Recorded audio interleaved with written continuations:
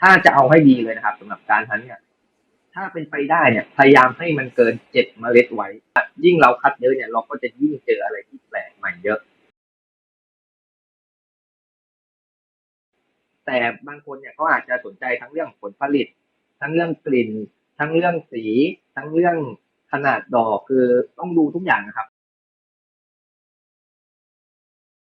หนึ่งเลยที่ผมจะเลือกก็คือกลิ่นเป็นหลักกลิ่นอย่างเดียวไม่พอนะครับก็คือผมเนี่ยชอบความเพอร์เฟกต์มันต้องเพอร์เฟกต์ทุกอย่างถ้ากลิ่นดีแต่ดอกเล็กเนี่ยผมยอมตัดทิ้งไปเลย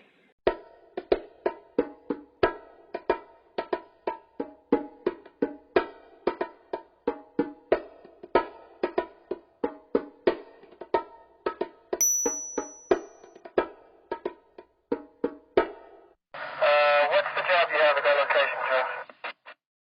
สำหรับช่องของพวกเราก็ยังคงทำหน้าที่ที่จะนำเสนอข้อมูลเพื่อเป็นความรู้ในการทำสวนปลูกต้นไม้โดยการแนะนำและแบ่งปันประสบการณ์จากชาวสวนที่ลงมือทำสวนแล้วไม่ว่าเพื่อนๆจะเป็นคนทำสวนสำหรับงานอดิเรกไปจนถึงการทำสวนเพื่อประกอบอาชีพสามารถที่จะมาแบ่งปันประสบการณ์ให้พวกเราได้เรียนรู้ไปด้วยกันนะครับ และก็ต้องขอขอบคุณผู้ใหญ่ใจดีของเราจากโรงแรมรัชตะ3เสนซอย4ที่ยังคงสนับสนุนในการทำพอดแคสต์ในครั้งนี้ด้วยนะครับโดยได้มอบส่วนลด 10% ให้กับเพื่อนๆที่โทรจองแล้วแจ้งโค้ดส่วนลดปลูกกัน The Goer 10DT นะครับและใน EP นี้ทางช่องของเรายังได้รับการสนับสนุนจากสินค้าคุณภาพสำหรับชาวสวนที่ได้รับการยอมรับจากชาวสวนทั่วโลกเข้ามาสนับสนุนพวกเราเพิ่มเติมนะครับลองฟัง House and Garden นะครับ House and Garden have been around for 30 plus years, making them a true OG in the nutrient game. Many of you will already be aware of their iconic gold bottled root stimulator, but they have many other amazing products available.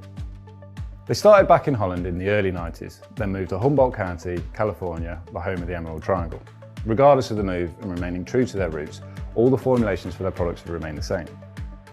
To ensure this, they went to incredible lengths to move the whole manufacturing facility, staff, nuts and bolts the lot, creating a state-of-the-art and zero-waste facility deep in the Redwoods.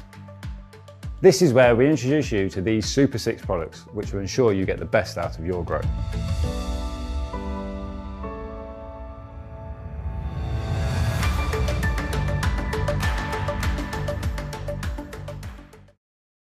ขอเชิญเข้าไปรับชมพอดแคสต์ใน EP นี้ได้เลยครับ สวัสดีครับสำหรับ EP นี้นะครับแขกรับเชิญของพวกเราที่จะมาแบ่งปันประสบการณ์นะครับกับเพื่อนๆก็คือคุณเก่งนะครับAKA ก็ไทยสติ๊กเก่งนะครับคุณเก่งเนี่ยผมเล่าอย่างนี้แล้วกันว่าทำงานเกี่ยวกับงานอินดอร์นะครับเป็นโฮมโกลสไตล์เนาะแล้วก็น่าจะเป็นอีกส่วนหนึ่งนะครับที่เพื่อนๆให้ความสนใจแล้วก็แนะนำเข้ามานะครับทางคอมเมนต์ว่าอยากจะให้ชวนคุณเก่งมาคุยด้วยนะครับพวกเราเจอคุณเก่งเนี่ยบนช่องYouTube นะครับแล้วก็มีคนติดตามอย่างมากมายนะครับแล้วก็บน FB ด้วยคุณเก่งก็ทำนะครับแล้วก็มีผู้ติดตามอย่างมากมายไม่แพ้กันเหมือนกันนะครับวันนี้ก็เลยจะชวนคุณเก่งนะครับมาร่วมแบ่งปันประสบการณ์การทำสวนแบบโฮมโกลที่คุณเก่งได้ลงมือทำไปแล้วนะครับแต่วันนี้เนี่ยอยากจะชวนคุณเก่งมาคุยเรื่องเกี่ยวกับฟีโนฮันต์ว่ามีเทคนิคการเลือกสายพันธุ์อย่างไรที่จะมาทำการให้สารอาหารผ่านระบบที่คุณเก่งใช้ทำนะครับว่ามีเทคนิคอย่างไรวันนี้เลยจะชวนคุณเก่งมาร่วมแชร์ประสบการณ์นะครับจากประสบการณ์ที่ทำสวนจนประสบความสำเร็จมาจนถึงทุกวันนี้นะครับก่อนอื่นเลยก็อยากจะให้คุณเก่งช่วยแนะนำตัวเองให้เพื่อนๆรู้จักก่อนนะครับว่าคุณเก่งเข้ามาในวงการนี้ได้ยังไงแล้วทำไมถึงสนใจมาปลูกต้นไม้ชนิดนี้ครับเชิญครับคุณเก่งครับได้ครับสวัสดีครับผมเก่งไทยสติ๊กเก่งนะครับหรือว่าเก่งสงขลาคูเวอร์ไฟก็ได้ครับถ้าช่อง YouTube ก็จะเป็นชื่อสงขลาคูเวอร์ไฟแต่ถ้าชื่อ FB ก็จะเป็นชื่อไทยสติ๊กเก่งนะครับก็ถามว่ามาปลูกได้ยังไงครับมาเริ่มปลูกนี่ผมเริ่มปลูกเมื่อประมาณปีที่แล้ว2 ปีที่แล้วได้แล้วนะครับก็คือก่อนที่ผมจะมาเริ่มปลูกเนี่ยผมก็เป็นคนเลี้ยงสัตว์มาก่อนก็คือเลี้ยงเป็นพวกงูบอลไพทอนก็คืออยู่กับวงการงูบอลไพทอนมาก่อนแล้วก็วันดีคืนดีเนี่ย ผมไปเจอเพื่อนผมคนหนึ่งที่เขากำลังเรียนตำรวจอยู่เขาก็เลยบอกว่าทำไมว่างๆไม่ลองมาปลูกต้นกัญชาดูบ้างผมก็เลยมันถูกกฎหมายแล้วนี่หว่าแต่เราก็ไม่ค่อยรู้เรื่องเกี่ยวกับมันสักเท่าไหร่เราก็เลยแบบยังไม่กล้าลองทีแรกแต่พอหลังจากนั้นเดือน2 เดือนเนี่ยเพื่อนผมมันก็เอาดอกมาให้ผมดมดูวันที่ผมได้ดมดอกอะดอกแต่ละตัวที่ผมดมอะคือกลิ่นมันไม่เหมือนกันเลยแม้แต่ตัวเดียวผมก็เลยเอะใจว่าทำไมกลิ่นไม่เหมือนกันในแต่ละตัวมันเป็นเพราะอะไรแล้วทำไมกลิ่นถึงไม่เหมือนกันเพราะหลังจากนั้นนะผมก็เริ่มศึกษามาเรื่อยๆลองศึกษาดูก่อนนะครับยังไม่ได้เริ่มปลูกแต่ตอนที่ผมเริ่มปลูกจริงๆลงมือจริงๆก็คือผมได้ซื้อเต็นท์มาหลังหนึ่งทีแรกผมก็กะว่าจะลองปลูกเล่นๆในหอพักเพราะว่าเมื่อก่อนผมอยู่เป็นหอพักก็เลยซื้อเต็นท์มาหลังหนึ่ง120 คูณ 120แล้วก็ไฟปลูกตัวหนึ่งบาร์หนึ่ง แล้วก็ได้ลองปลูกต้นแรกก็คือเป็นต้นสายพันธุ์ออโต้ที่ลองปลูกครั้งแรกเลยนะครับประมาณ4-5 ต้นแล้วก็ปลูกไปปลูกมารู้สึกว่ายังไม่ทันจบด้วยซ้ำนะครับรู้สึกว่ามันยังไม่พอสำหรับเราก็เลยแบบลองขยายขึ้นมาเรื่อยๆขยายขึ้นมาเรื่อยๆทั้งที่ว่าอันแรกยังไม่จบนะครับผมก็เลยขยายหลังจากที่ขยายขึ้นมาจากเต็นท์เนี่ยมากลายเป็นห้องปลูกก็เลยตัดสินใจไปเช่าบ้านเพื่อทำห้องปลูก พอหลังจากตัดสินใจเช่าบ้านเป็นห้องปลูกนี่ก็คือยาวเลยครับก็คือแบบ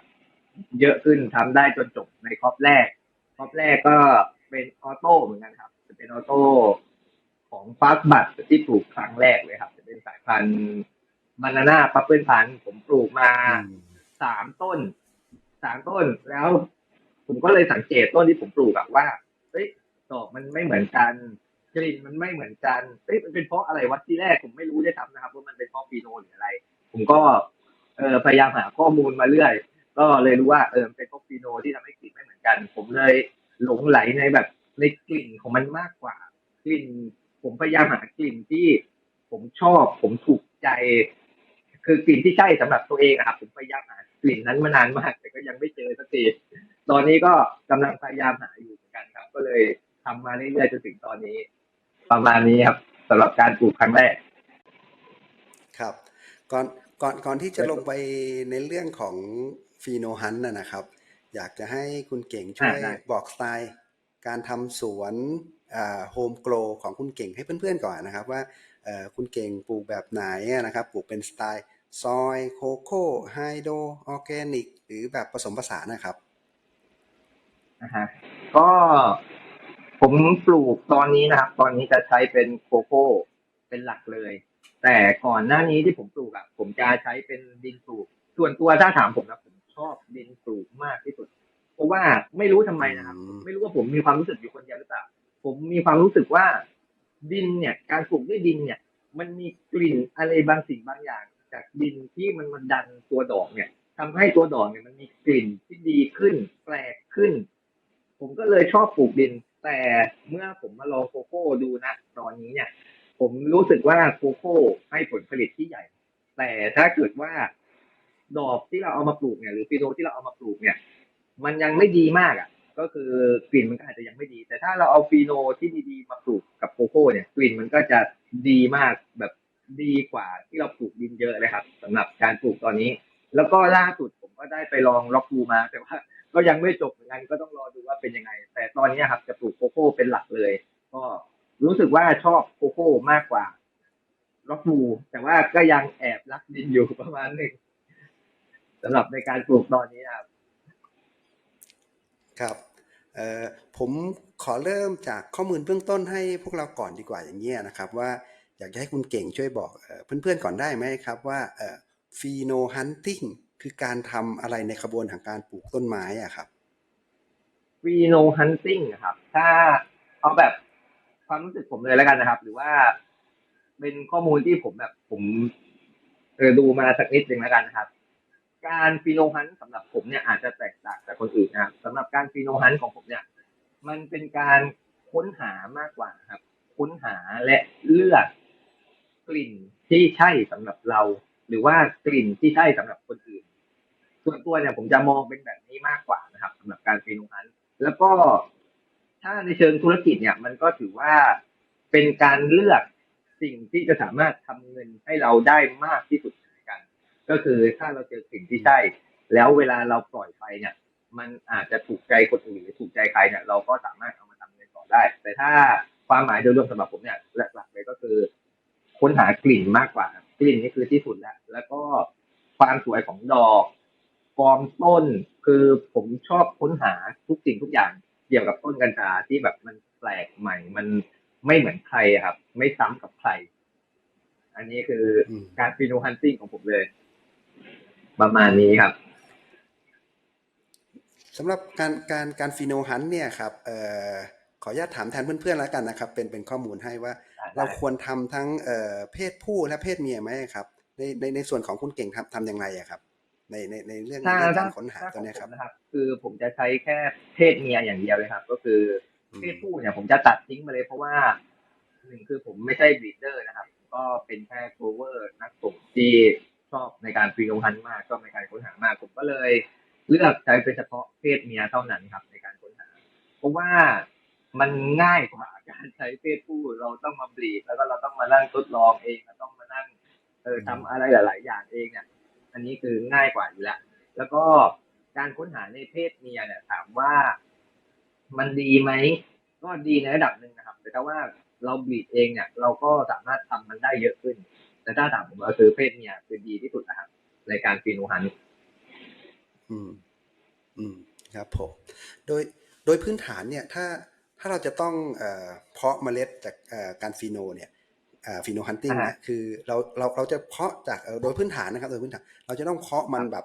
เป็น100ใช่ไหมเป็น100 ถึง 150อะไรอย่างเงี้ยสำหรับการคัดฟีโนแล้วก็การเพาะเมล็ดเนี่ยเราจะได้ที่เราเรียกได้ว่า50-50คือเราไม่รู้ว่ามันจะเป็นผู้หรือเป็นเมียใช่ไหม50-50ก่อนสำหรับเพศที่แสดงออกมาเอาอย่างนี้ก่อนนะครับคือมันต้องแยกก่อนแล้วกันครับสำหรับเมล็ดเนี่ยจะมีอยู่2 รูปแบบใช่ไหมครับที่เรารู้จักกันก็คือหนึ่งเลยก็คือเมล็ดฟิล์มก็คือเมล็ดที่เป็นตัวเมียแน่นอนอยู่แล้วสองเลยก็คือเมล็ดที่มาเป็นเล็กก็คือเมล็ดที่เป็นการสุ่มเพศเวลาเราเพาะเมล็ดทางค่ายเนี่ยเขาจะเป็นคนกำหนดมาให้เรามากกว่าก็แล้วแต่ค่ายว่าค่ายเนี่ยจะทำยังไงแต่ว่าส่วนตัวผมเนี่ยผมก็ทำทั้ง2 รูปแบบเลยก็คือทั้งการฮันด้วยเมล็ดฟิล์มแล้วก็ทั้งการฮันด้วยเมล็ดเล็กทั้ง2 รูปแบบเนี่ยก็จะมีรูปแบบที่แตกต่างกันไปอีกนะครับเพราะว่าเวลาเราฮันเนี่ยเราจะเจอปัญหาในการฮันเนี่ยที่ไม่เหมือนกันก็เปอร์เซ็นต์ในการที่เราจะได้ฟีโนเนี่ยถามว่ายากไหมผมต้องบอกเลยนะครับว่ายากมากคือองค์ประกอบแรกในการเลือกเราต้องเลือกค่ายก่อนเป็นหลักว่าเราชอบค่ายไหนแล้วเราถึงจะไปซื้อเมล็ดค่ายนั้นมาทำแล้วเราก็ต้องดูว่าค่ายนั้นเนี่ยทำเมล็ดฟิล์มหรือเมล็ดเพศเมียเป็นหลักหรือว่าเมล็ดสุ่มเพศเป็นหลักถ้าโดยส่วนตัวเลยของผมเนี่ยผมจะใช้ทั้ง2เลยเพราะว่าทั้ง2อย่างเนี่ยมันมีความแตกต่างกันก็คือเมล็ดฟิล์มเนี่ยเวลาเราฟีโนฮันไปเรื่อยๆเนี่ยฟีโนถ้าสมมติเราเจอฟีโนที่ใช่แล้วฟีโนเนี่ยมันอาจจะเปลี่ยนแปลงจากเดิมได้ส่วนเมล็ดที่มาจากเล็กเนี่ยถ้าเราฟีโนฮันเนี่ยสมมุติว่าเราเจอฟีโนที่ใช่แล้วมันก็จะทำให้ฟีโนนั้นเนี่ยแข็งแรงมากสำหรับเมล็ดที่เป็นเพศเมียที่มาจากเมล็ดสุ่มเพศนะครับหรือว่าเล็กเนี่ยก็คือฟีโนจะเปลี่ยนยากหน่อยมันจะแข็งแรงแบบแข็งแรงไปเลยครับอันนี้คือการเลือกเมล็ดนะครับคือปกติที่ผมใช้อยู่โดยตลอดแต่ว่าปกติเนี่ยค่ายเนี่ยอย่างที่เรารู้กันว่ามันมีเยอะมากสำหรับค่ายเมล็ดไม่ว่าจะเป็นบีดเดอร์ไทยหรือว่าจะเป็นบีดเดอร์เมืองนอกคือมีเยอะมากแต่โดยส่วนตัวเนี่ยผมก็เคยลองทั้งบีดเดอร์ไทยแล้วก็บีดเดอร์ต่างประเทศก็คือไม่แตกต่างกันขึ้นอยู่กับสิ่งที่เราชอบมากกว่าสิ่งที่เราค้นหามากกว่าว่าค่ายเนี้ยมีกลิ่นเป็นมายังไงประมาณนี้มากกว่าสำหรับการเลือกเมล็ดของผมนะครับส่วนเปอร์เซ็นต์เนี่ยที่จะได้กลิ่นที่ผมชอบเนี่ยบอกตรงเลยว่าน้อยมากเลยครับตอนนี้เพราะว่าผมยังไม่เจอสิ่งที่ผมตามหาเลยดีกว่ายังไม่เจอกลิ่นที่ผมตามหาตรงดอกที่ผมตามหาไม่ว่าผมจะปลูกออกมาดอกมันจะสวยสักแค่ไหนปลูกเจอสีดีดอกใหญ่หรือกลิ่นดีเนี่ยแต่ถ้ามันยังไม่ใช่กลิ่นที่เราต้องการเนี่ยผมก็น่าจะยังไม่หยุดนะครับน่าจะยังไปเรื่อยๆจนกว่าจะเจอประมาณนี้มากกว่าครับตอนนี้จากพวกเราส่วนใหญ่ก็เป็นโฮมโกลกันนะฮะคุณเก่งทีนี้คือว่ามันจะมีข้อจำกัดในเรื่องของการใช้สถานที่อะเนาะคือเราจะไปฮันทีละเป็นร้อยนี่ก็ค่อนข้างจะเรียกว่าต้องใช้สถานที่พอสมควรนะครับนี่สำหรับคุณเก่งได้ครับเป็นทำสไตล์โฮมโกลเหมือนกัน เวลาใช่คุณเก่งครับใช่ฮันต์มันเนี่ยทำฟีโนฮันต์เนี่ยคุณเก่งใช้กี่ต้นนะครับแล้วต้นหนึ่งเนี่ยประมาณกี่สายพันธุ์นะครับต่อพื้นที่ที่ทำอยู่ทุกวันเนี้ครับก็อย่างแรกก่อนเลยแล้วกันครับก็คือผมเนี่ยเป็นโฮมโกรหนึ่งห้องเนี่ยผมจะทำอยู่ประมาณสองถาดก็ตีว่าถาดละ24 ต้นโดยประมาณนะครับก็คือกลางๆนะถาดละ24 ต้นเวลาผมฮันเนี่ยสมมุติว่าสายพันธุ์หนึ่งเนี่ยผมซื้อเมล็ดมามี10 เมล็ดหรือ12 เมล็ดเนี่ยผมก็จะเริ่มเพาะเมล็ดก่อนเป็นอันดับแรกแล้วก็รอดูว่าเมล็ดที่ผมเพาะเนี่ยงอกเท่าไหร่ต่อสายพันธุ์แต่ว่าถ้าจะเอาให้ดีเลยนะครับสำหรับการฮันเนี่ย ถ้าเป็นไปได้เนี่ยพยายามให้มันเกิน7 เมล็ดไว้คือถ้าต่ำกว่านั้นเนี่ยเปอร์อืเซ็นต์มที่เราจะเจอฟีโนดีๆเนี่ยมันก็จะลดลงแต่ถ้าเกิดว่ามากกว่า7 เมล็ดขึ้นไปเนี่ย7 ถึง 10 12เนี่ยหรือไม่สายพันธุ์เดียวแล้วมันเยอะๆเลยเนี่ยเราอาจจะเจอสิ่งที่แบบเกินความคาดหมายก็ได้เพราะว่ายิ่งเราคัดเยอะเนี่ยเราก็จะยิ่งเจออะไรที่แปลกใหม่เยอะแล้วก็ห้องหนึ่งเนี่ยของผมเนี่ยอย่างที่บอกไปนะครับว่ามี2 ถาดคือถาดละ4 ต้นตอนเนี้ยผมจะแบ่งเป็น3 ห้องก็คือห้องละ2 ถาดหมดเลย แต่ว่าการฟีโนฮันเนี่ยมันไม่ได้มีเฉพาะการทำในห้องคือหนึ่งก็คือเราสามารถไปทำ outdoor ก็ได้แล้วก็สองสิ่งที่ผมทำอยู่เลยตอนนี้ก็คือผมเพิ่มขึ้นมาสำหรับการฟีโนฮันก็คือผมคัดฟีโนเนี่ยโดยการใช้เป็นเซนสูมาช่วยเพิ่มในการคัดเพราะว่ามันจะได้ทำให้เราเนี่ยคัดเพิ่มได้มากขึ้นเจออะไรแบบได้เยอะขึ้นแล้วก็ความแตกต่างระหว่างการทำในห้องปลูกที่เราแบบทำอินดอร์หรือว่า outdoor หรือในเต็นท์เนี่ยอันนี้เนี่ยมีความแตกต่างกันชัดเจนเลยครับสำหรับในการฟีโนฮันนะครับความแตกต่างอินดอร์เนี่ยถ้าเราทำในห้องปลูกปกติเนี่ยดอกมันจะออกมาสุดมากถ้าเรายิ่งดูแลดีมากเท่าไหร่ดอกก็จะออกมาสุดกลิ่นมันก็จะออกมาดีมากแล้วก็ผลผลิตที่จะได้เนี่ยก็อาจจะเยอะขึ้นตามด้วยอันนึงนะครับแล้วก็อันที่สองเนี่ยอินดอร์เนี่ยเอาดอร์ขออภัยครับเอาดอร์เนี่ยถ้าเราฟีโนฮันในการใช้เอาดอร์เนี่ย ถามว่ามันได้ไหมมันได้นะครับแต่ว่าส่วนตัวผมเนี่ยผมไม่ค่อยจะแนะนำเท่าไหร่เพราะว่าหนึ่งเลยคือฟีโนมันอาจจะออกมาไม่สุดกลิ่นมันกลิ่นมันยังไม่สุดแน่นอนนะครับแล้วก็ทรงดอกฟอร์มต้นฟอร์มดอกสีดอกอาจจะไม่ออกด้วยซ้ำแล้วก็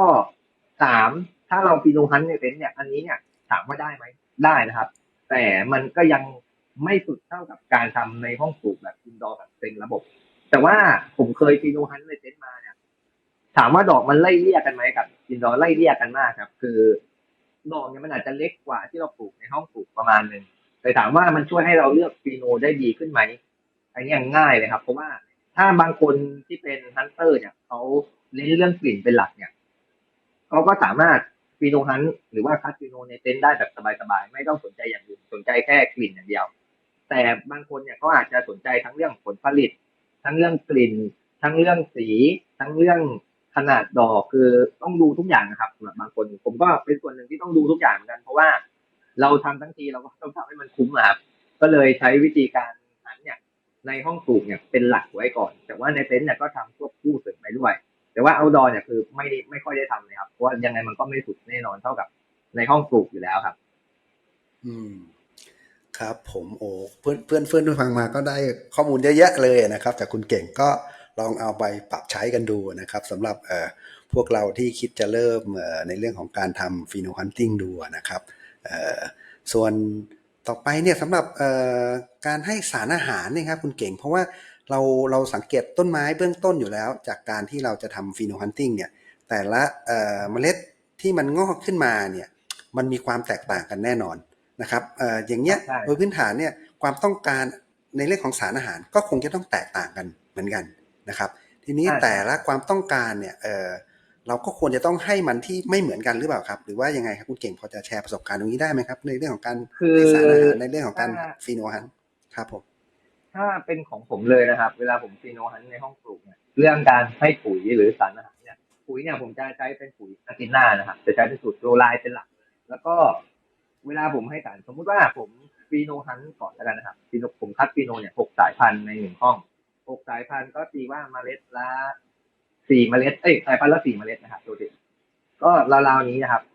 แต่ละตัวแต่ละต้นกินปุ๋ยไม่เท่ากันอยู่แล้วครับต่อให้เป็นสายพันธุ์เดียวกัน แล้วเราฟีโนฮันเนี่ยยังไงมันก็กินปุ๋ยไม่เท่ากันอยู่แล้วนะครับสำหรับการให้ปุ๋ยเนี่ยถ้าส่วนตัวผมเลยคือผมจะให้ปุ๋ย ตามต้นที่กินปุ๋ยเยอะที่สุดเพราะว่ามันง่ายที่สุดในการให้สารอาหารนะครับก็คือต้นไหนกินปุ๋ยเยอะสุดเนี่ยเราให้ปุ๋ยต้นนั้นเนี่ยเป็นหลักต้นอื่นเนี่ยเราแทบไม่ต้องไปสนใจเลยครับเวลาฟีโนฮันเนี่ยเราสามารถปล่อยไปได้เลยไม่ต้องสนใจว่ามันกินปุ๋ยเท่าไหร่ขอแค่ว่าสนใจต้นที่กินปุ๋ยเยอะที่สุดเพราะว่าถ้าเราไม่อ้างอิงตามต้นที่มันกินปุ๋ยเยอะที่สุดเนี่ยถ้าเราให้ปุ๋ยตามต้นที่กินปุ๋ยกลางหรือปุ๋ยน้อยเนี่ยบางทีเนี่ยมันอาจจะทำให้เราพังได้เลยครับเพราะว่าแต่ละต้นเนี่ยมันกินไม่เท่ากันจริงๆถ้าบางต้นที่เราเจอแบบกินหนักมากๆเนี่ยก็ยิ่งหนักไปอีกผมก็จะใช้เป็นการให้ต้นที่กินปุ๋ยเยอะที่สุดแบบเป็นหลักไว้ก่อนเลยครับส่วนต้นอื่นเนี่ยผมไม่สนใจเลยส่วนวิธีการให้น้ำเนี่ยผมเนี่ยจะใช้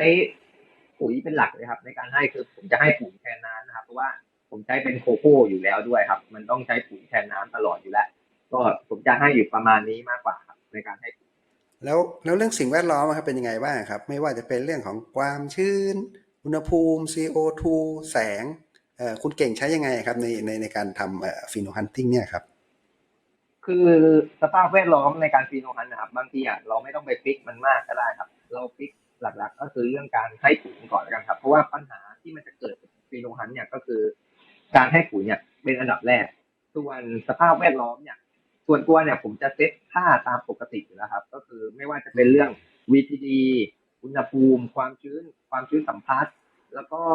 เรื่องแสงเรื่องลมเนี่ยคือปกติผมจะฟิกแบบปกติโดยทั่วไปอยู่แล้วก็คือความชื้นเนี่ยถ้าเป็นช่วงทำใบเนี่ยผมจะใช้ความชื้นอยู่ที่70ขอแบบ60 ถึง 75%ส่วนอุณหภูมิเนี่ยผมจะใช้อยู่ที่ประมาณ25 ถึง 27 องศาเลยครับถ้าเกิดว่าเป็นช่วงทำใบนะครับถ้าเป็นช่วงทำดอกเนี่ยอุณหภูมิเนี่ยผมจะใช้ต่ำที่สุดนะครับก็คือต่ำที่สุดเท่าที่จะเป็นไปได้เลยครับแต่ต้องแยกก่อนครับช่วงทำดอกเนี่ยมันจะแบ่งเป็น2ช่วงสำหรับผมก็คือ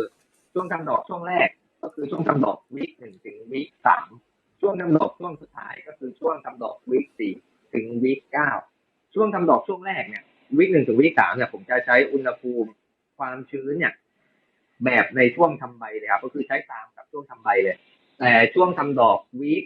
4 ถึงวีค9เนี่ยผมจะกดทุกอย่างให้มันต่ำที่สุดเท่าที่จะทำได้เลยครับก็คืออุณหภูมิเนี่ยกดต่ำได้เท่าไหร่ก็ยิ่งดีความชื้นกดต่ำได้เท่าไหร่ก็ยิ่งดีเพราะว่าเราจะได้ตัดปัญหาเรื่องลาหรือเรื่องทรงดอกเพราะว่าไม่ว่าจะเป็นอุณหภูมิหรือความชื้นเนี่ยมันอาจจะมีผลกับทรงดอกด้วยนะครับในการฟีโนฮันเนี่ยเพราะว่าแต่ละฟีโนเนี่ยมันอาจจะชอบสภาพแวดล้อมไม่เหมือนกันดีกว่าผมก็เลยใช้เป็นรูปแบบนี้มาตลอดโดยปกติเนี่ยบางทีเนี่ยสำหรับฮันเตอร์ที่เขาคัดฟีโนเนี่ยที่ผมสังเกตมาเนี่ยบางคนอาจจะชอบแบบปลูกร้อนหมายความว่ายังไงปลูกร้อนหมายความว่าเขาอาจจะใช้อุณหภูมิความชื้นสูงตั้งแต่ต้นยันจบบางคนเนี่ยก็อาจจะชอบปลูกเย็นเหมือนผมเนี่ยเป็นประเภทปลูกเย็นก็คือหลังจากช่วงทำดอกวีค 3เป็นต้นไปผมจะกดอุณหภูมิให้ต่ำที่สุดความชื้นให้ต่ำที่สุดให้เย็นที่สุดเท่าที่จะเป็นไปได้เพราะว่าสาเหตุที่ผมกดเป็นหลักเลยเนี่ยมันมีผลกับดอกนะครับก็คือดอกบางตัวเนี่ยสีจะไม่ออกถ้าอุณหภูมิไม่เย็นหรือว่าดอกบางตัวเนี่ยอาจจะไม่ใหญ่ก็มีนะครับหรือความหนาแน่นเนี่ยอาจจะไม่แน่นก็มีถ้าอุณหภูมิไม่เย็นผมเลยกดทุกสิ่งทุกอย่างไว้ก่อนเพื่อให้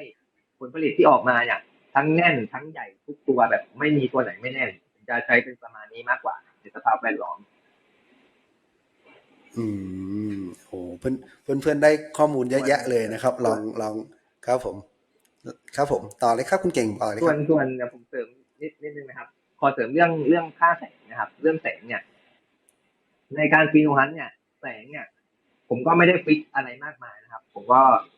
ส่วนตัวเนี่ยผมจะใช้ไฟเนี่ยเป็นไฟบาร์นะครับอยู่ที่650 วัตต์เมื่อก่อนเนี่ยผมปลูกเนี่ยผมมีความคิดว่าคุณจะต้องใช้ไฟแรงๆปลูกเท่านั้นในการปลูกดอกมันถึงจะออกมาดีแต่ว่าพอผมเปลี่ยนมาใช้ไฟเป็นพวก600 วัตต์700 วัตต์เนี่ยรู้สึกว่าดอกมันออกมาดีกว่าเดิมไม่รู้สาเหตุมันมาจากอะไรเหมือนกันนะครับไม่เคยสังเกตแต่ว่าดอกที่ฟีโนฮันมาเนี่ยออกมาดีกว่าเดิมเยอะมากแล้วก็ผลผลิตเนี่ยมันดันเยอะกว่าเดิมแล้วก็เรื่องแสงเนี่ยในแต่ละช่วงเนี่ยไม่ว่าจะเป็นช่วงทำใบหรือทำดอกเนี่ยก็ให้ไม่เหมือนกันช่วงทำใบเนี่ยผมจะใช้ค่า ppfd อยู่ที่ประมาณ400 ถึง 700 ppfd นะครับในช่วงทำใบส่วนในช่วงทำดอกช่วงแรกก็คือวีค 1 ถึงวีค 3เนี่ยผมจะใช้ค่า ppfd อยู่ที่ประมาณ700 ถึง 1,200 ppfd ส่วนในช่วงทำดอกช่วงสุดท้ายเนี่ยผมจะใช้ค่า ppfd สูงสุดเลยก็คือตั้งแต่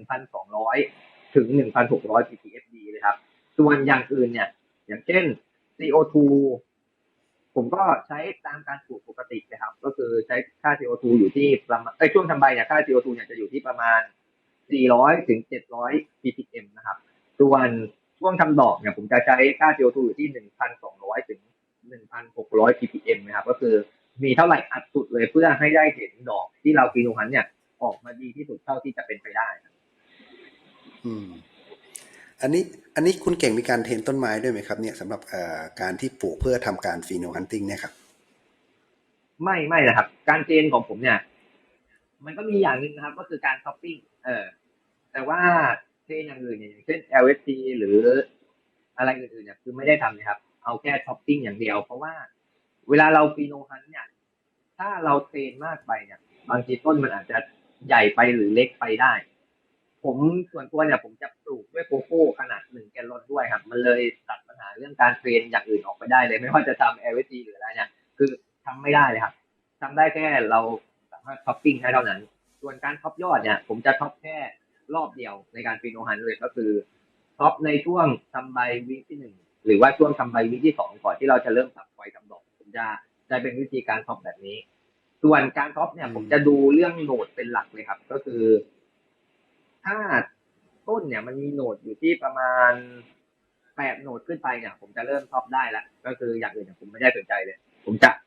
นับพวกนี้เป็นหลักเลยครับแล้วก็ส่วนการเทรนอื่นก็น่าจะไม่มีนะครับผมใช้ประมาณนี้มาตลอดเลยแล้วก็ผลผลิตที่ออกมาเนี่ยก็ต้องบอกว่าเยอะนะครับถ้าโชคดีเนี่ยเราเจอฟีโนดีๆเนี่ยอาจจะเจอผลผลิตต่อต้นเนี่ยเป็น100 กรัมก็ได้นะครับอย่างล่าสุดเนี่ยผมฟีโนฮันสายพันธุ์เดวิลเชอรี่ไปของซิกิแมนดารินเนี่ยได้ต้นหนึ่งก็คือเยอะที่สุดตั้งแต่ผมฟีโนฮันมาแล้ว160 กรัมต่อต้นอันนี้คือเยอะที่สุดแล้วครับผมอยากจะถามเก่งอย่างนี้ได้ไหมว่า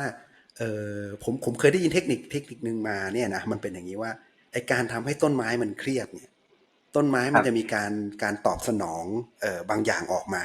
ดีบ้างไม่ดีบ้างอะไรอย่างเงี้ยนะสำหรับการทำฟีโนฮันเนี่ยคุณเก่งทำให้ต้นไม้มันเครียดด้วยไหมครับเพื่อที่จะให้มันแสดงเอกลักษณ์บางอย่างออกมาแล้วเราคิดว่ามันก็เป็นเอกลักษณ์ที่เราสนใจเหมือนกันเคยมีเทคนิคแบบนี้บ้างไหมครับถ้าถามผมคือไม่เลยนะครับผมไม่เคยทำให้ต้นไม้เครียดเลยคือผมเป็นคนหนึ่งอ่ะที่ไม่ไม่ผมไม่ค่อยรู้เรื่องเลยว่าไอ้เรื่องต้นไม้เครียดเนี่ยผมก็เลยปลูกปกติมากกว่า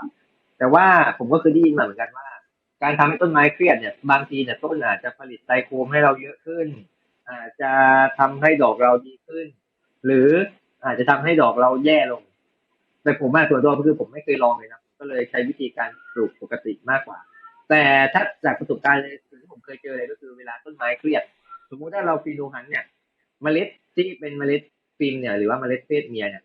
ถ้าเกิดว่าเราทำให้มันเครียดมากมันอาจจะแสดงเพศเป็นอย่างอื่นได้ก็คือเป็นกระเทยหรือว่าเป็นพวกอะไรพวกนั้นไปได้ผมก็เลยเน้นไม่ทำให้ต้นไม้เครียดเป็นหลักคือผมเคยเจอประสบการณ์ต้นไม้เครียดก็คืออย่างเช่นเครียดจากการให้น้ำมากเกินไป หรือว่าเครียดจากการขาดน้ำมากเกินไปผมเจอพวกนี้มา ก็หลังจากนั้นก็เลยเก็บไว้เป็นประสบการณ์เลย แล้วก็เปลี่ยนการให้น้ำใหม่อะไรใหม่หมดก็คือเริ่มใหม่ทั้งหมดเพื่อไม่ให้ต้นเป็นกระเทยเพราะว่าผมเคยมีประสบการณ์ที่ว่าต้นไม้มันเครียดมากจากการให้น้ำแล้วมันเป็นกระเทยแล้วพอเป็นกระเทยปั๊บไข่มันแตกก็ตัดทิ้งทั้งหมดเลยผมก็เลยตัดปัญหาเลยก็คือรีเซ็ตใหม่ทั้งหมดแล้วก็เริ่มทำความเข้าใจกับ แต่ละสายพันธุ์ว่ากินน้ำประมาณไหนตั้งการให้น้ำประมาณไหนแบบไหนก็ดีขึ้นมากครับก็คือต้นไม่ได้เครียดมากกว่าเดิมประมาณนี้ครับผมส่วนอีกอันนึงนี่นะถามแทนเพื่อนๆด้วยมันมีอีกอันนึงที่ผมเคยได้ยินมาเนี่ยคือเราไปสัมผัสที่ลำต้นมันนะแล้วใช้นิ้วขยี้มันเล็กแบบเนี้ยนะขยี้มันเล็กน้อยนะครับแล้วก็เพื่อให้กลิ่นเนี่ยมันติดที่ปลายนิ้วนะครับแล้วเราก็จะรู้ว่าเอ้ยกลิ่นต้นเนี้ยเราชอบหรือเราไม่ชอบเทคนิคอย่างเงี้ยใช้กับการทำฟีโนฮันได้ด้วยไหมครับถามว่าใช้ได้ไหมใช้ได้นิดนึงนะครับคือนิดเดียวแบบเล็กน้อยมากคือผมเป็นเวลาผมคัดฟีโนเนี่ยผมจะใช้เป็น2 วิธีในการคัดแยกกลิ่นก่อนว่า อ่ะต้นเนี้ยมึงอาจจะกลิ่นดีนะต้นเนี้ยอาจจะกลิ่นไม่ดีนะก็คือผมใช้เป็นวิธีนั้นเหมือนกันก็คือการไปจับที่ลำต้นขยี้แล้วก็เอามาดมดูว่ากลิ่นมันเป็นยังไงกลิ่นมันแรงหรือเปล่าแต่กลิ่นอ่ะมันยังไงมันก็ไม่เหมือนกับกลิ่นดอกอยู่แล้วอะครับคือผมวัดแค่ว่ากลิ่นลำต้นต้นเนี้ยแรงหรือเปล่าแล้วกลิ่นเนี่ยไปทางไหนไปทางสาบหรือไปทางแบบกลิ่นแบบหอมอะไรสักอย่างแล้วก็อีกวิธีนึงก็คือผมจะเอามือเนี่ยไปลูดที่ใบเลยครับก็คือลูดใบแล้วก็เอามาดมดูว่ากลิ่นใบของต้นเนี้ยแรงขนาดไหนถ้ากลิ่นใบต้นนี้แรงอาจจะทำให้กลิ่นดอกของเราเนี่ยแรงมากอันเนี้ยผมจะใช้เป็นเทคนิคแบบนี้ในการคัดแยกกลิ่นแต่ว่าทั้งนี้ทั้งนั้นเนี่ยเราก็ต้องไปดูที่ตอนจบดอกตอนบ่มตอนตากเสร็จทุกสิ่งทุกอย่างก็คืออยู่ในกระบวนการจบคือชัวร์ที่สุดนะครับสำหรับผมนะในการคัดแยกกลิ่นประมาณนี้ครับครับสำหรับบางสวนเนี่ยเลือกที่จะเก็บต้นตั้งแต่เริ่มทำใบเลยอะเนาะแต่บางสวนก็ปล่อยให้มันจนจบดอกไปสำหรับสวนคุณเก่งเนี่ยเวลาการเลือกแบบเนี้ยที่เราทำฟีโนฮันเนี่ยเลือกว่าไอ้ต้นเนี้ยเราจะไปต่อกับมันนะครับหรือว่าเราจะไม่ไปต่อลักษณะแบบเนี้ยการเลือกตั้งแต่ตอนมันเป็นใบเนี่ยครับช่วยคุณเก่งเลือกไหมครับหรือว่าไม่ได้เลือกเลยถ้าเลือกช่วยไม่แชได้ร์ข้อมูลหเลือกครับน่อยไหมครับอ๋อไม่ได้เลือกเลยผมใช่ไหมครับผมก็คือผมเก็บปล่อยให้มันจทั้งหมดเลย บปล่อยให้มันจนจบไปเลยเนาะไม่คือของผมนะครับสมมุติว่าเอาตั้งแต่เริ่มคัดเลยนะครับคือตั้งแต่เพาะเมล็ดเสร็จปั๊บผมก็จะตัดต้นแล้วก็เอามาชำแล้วหลังจากครับนั้นเนี่ยก็เอากิ่งชำนั้นน่ะไปฟีโนฮันเพราะว่าเวลาเราคัดเนี่ยต้นที่มาจากกิ่งชำเนี่ยจะสุดกว่าต้นที่มาจากเมล็ดแล้วหลังจากนั้นนะผมก็จะทำใบไปเรื่อยๆแล้วก็พอทำใบไปเรื่อยๆเสร็จปั๊บผมก็จะตัดชำทุกต้นเลยนะทุกฟีโนทุกเมล็ดมาเก็บไว้ส่วนหนึ่งก่อน แล้วหลังจากนั้นเนี่ยก็รอดูตอนจบว่าตัวไหนกลิ่นดีที่สุดหรือว่าอืตัวไหนกลิ่นรองลงมาแต่ส่วนตัวผมอะผมเก็บเกือบทั้งหมดเลยก็คือมเก็บไว้ก่อนเพราะว่าหนึ่งคือเราปีนูฮันเนี่ยการฮันเนี่ยทำเงินให้เราได้อย่างหนึ่งนะก็คือการขายโครนอืมอ่าก็คือผมเลยเก็บไว้ทั้งหมดเลยเพื่อที่จะคัดเลือกว่าตัวนี้ควรขายโครนนะตัวนี้ขายดอกนะตัวนี้มาแบบนี้นะผมจะใช้เป็นวิธีการแบบนี้มากกว่าครับเพราะว่าปีโนฮันเนี่ย ผลผลิตที่เราจะได้เนี่ยคือหนึ่งนะมันได้น้อยกว่าการปลูกปกติอยู่แล้วเราก็เลยจะต้องเก็บทั้งหมดเพื่อที่จะไปจำแนกว่าอันนี้จะขายโคหรืออันนี้จะเก็บหรืออันนี้จะเป็นยังไงต่อผมจะอืใช้เป็นวิธีมการแบบนี้มากกว่าอืมผมฟังอย่างนี้แล้วผมติดใจอีกนิดหนึ่งเลยอยากจะถามอย่างนี้แล้วกันนะครับว่าได้ครับได้อะไรอะไรที่มันสำคัญที่สุดสำหรับคุณเก่งอะครับในการเลือกทำฟีโนฮันติงต้นไม้เช่นกลิ่นอย่างเดียวหรือว่าศักยภาพหลายๆอย่างรวมกันนะครับแล้วก็ในการที่จะไปทำต่อในส่วนของคุณเก่งอะนะครับเพราะเราทำฟีโนฮันเนี่ยก็เพื่อที่จะนะฮะเลือกต้นที่เราคิดว่าเฮ้ยมันใช่แล้วล่ะต้นนี้ที่เราจะต้องนะฮะเก็บไว้นะครับปกตินะฮะคุณเก่งจะเลือกเก็บไว้กี่ต้นนะครับสำหรับการทำฟีโนฮันเนี่ยคือถ้าเลือกตัวที่เก็บเลยนะครับตัวที่เก็บแบบเก็บเลยผมจะเลือกไว้แค่หนึ่งต้นต่อหนึ่งสายพันธุ์แล้วก็อืมไอหนึ่งต้นนี้เนี่ยหนึ่งเลยที่ผมจะเลือกก็คือกลิ่นเป็นหลักกลิ่นอย่างเดียวไม่พอนะครับก็คือผมเนี่ยชอบความเพอร์เฟกต์มันต้องเพอร์เฟกต์ทุกอย่างถ้ากลิ่นดีแต่ดอกเล็กเนี่ยผมยอมตัดทิ้งเลยผมยอมอืมเอาที่รองจากนั้นก็ได้แต่อืมกลิ่นต้องคล้ายกันแล้วก็หลังจากกลิ่นเนี่ยผมจะมาเลือกดูขนาดดอกว่าขนาดดอกขนาดไหนต้นนี้เนี่ยให้ผลผลิตผมเท่าไหร่ต่อต้นแล้วก็สามเลยคือฟอร์มต้นรูปร่างลักษณะกิ่งออกไปประมาณไหนกิ่งตันไหมยอดตันไหมสมมติเราเอาชำมาลงต่อเนี่ยฟอร์มที่มันโตเนี่ยจะใหญ่ขนาดไหนผมจะเลือกพวกนี้ทั้งหมดเลยแล้วก็เก็บไว้แค่ต้นเดียวแต่ว่าเวลาเราฟีโนฮันเยอะๆเนี่ยยากมากที่เราจะเจอแบบที่มันเพอร์เฟกต์จริงๆคนรักพี่เสียดายยากมาก น้องใช่ไหมจะรักพี่ใช่เสียดายน้องนะ รักพี่ตัวนี้ดอกใหญ่ตัวนี้กลิ่นดีแบบโอ้โหไม่ได้เลยครับก็คือแบบยากมากแต่หลักๆก็คือกลิ่นเป็นหลักนะครับเพราะว่าดอกของกัญชาเนี่ยกลิ่นเนี่ยผมว่าเป็นทุกอย่างเป็นเทอร์พีนเป็นอะไรคือตอนนี้ที่ผมคัดฟีโนผมมีจุดประสงค์แค่อย่างเดียวในการคัดเพื่อหากลิ่นแล้วก็ไปลงแข่งเพื่อเอาที่หนึ่งเท่านั้นเอากลิ่นที่คนอื่นไม่มีเทอร์พีนที่คนอื่นไม่มีที่มันหาไม่ได้จริงๆในประเทศไทยผมต้องการแบบนั้น จะเก็บไว้แบบนั้นตัวเดียวตอนนี้ผมเจอประมาณ1 ตัวแล้วแต่ว่าผมก็ยังหาต่อไปเพราะว่ามันอาจจะมีดีกว่านี้ก็ได้ผมก็เลยใช้เป็นเก็บ1 ต้นแค่นั้นเลยครับก็คือต้นเดียวโดด ส่วนต้นอื่นเนี่ยก็จะแยกจำแนกไปต้นนี้ขายโคนไปต้นนี้อะไรก็แล้วแต่ก็แยกกันแบบนั้นเนี่ยครับ ครับ แต่ว่าสิ่งที่ โอ้ ทำจริง โอ้พวกเราฟังมาถึงตรงนี้นะครับคงจะได้ไอเดียที่คุณเก่งมาบอกเล่าประสบการณ์ แล้วก็ข้อมูลดีๆอย่างมากมายแล้วนะครับสุดท้ายเนี่ยคุณเก่งมีอะไรจะแนะนำเป็นพิเศษไหมครับสำหรับเพื่อนๆที่กำลังจะเริ่มต้นในการทำฟีโนฮันต์เนี่ยครับ สำหรับผมเริ่มสำหรับมือใหม่ก่อนเลยแล้วกันนะครับมือใหม่ที่เพิ่งเริ่มมาปลูกกัญชาเนี่ยผมเป็นห่วงมือใหม่มากเพราะมือใหม่เนี่ยบางทีเนี่ยยังไม่ค่อยมีความรู้นะครับในการปลูกเท่าไหร่ผมแนะนำว่าเวลาปลูกครั้งแรกไม่ควรปลูกออโต้นะครับ ไม่ควรเลย เพราะว่าออโต้เนี่ยฟีโนมันไม่นิ่งบางทีเราปลูกออโต้เนี่ยพอฟีโนไม่นิ่งเนี่ยเราจะเก็บเป็นกิ่งทำก็ไม่ได้ เราต้องเก็บได้วิธีเดียวคือเป็นการทำเมล็ดแต่ว่าถ้าเราเริ่มจากออโต้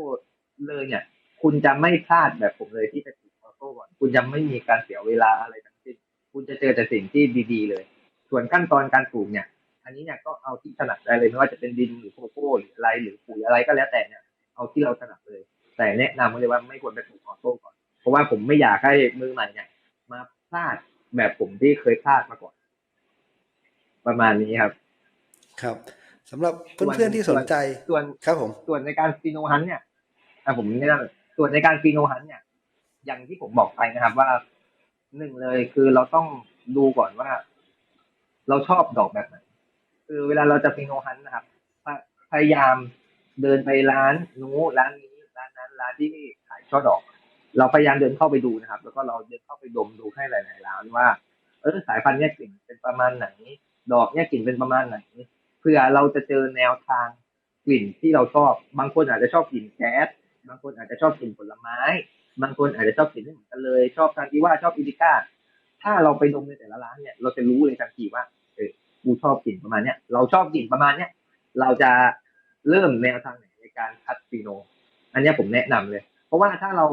คัดแบบไม่มีจุดหมายไม่เคยดมมาก่อนไม่เคยอะไรมาก่อนเราจะคิดว่าตัวที่เราคัดตัวแรกเนี่ยมันจะดีไปเลยเราจะได้ไม่มัดนูไปเอง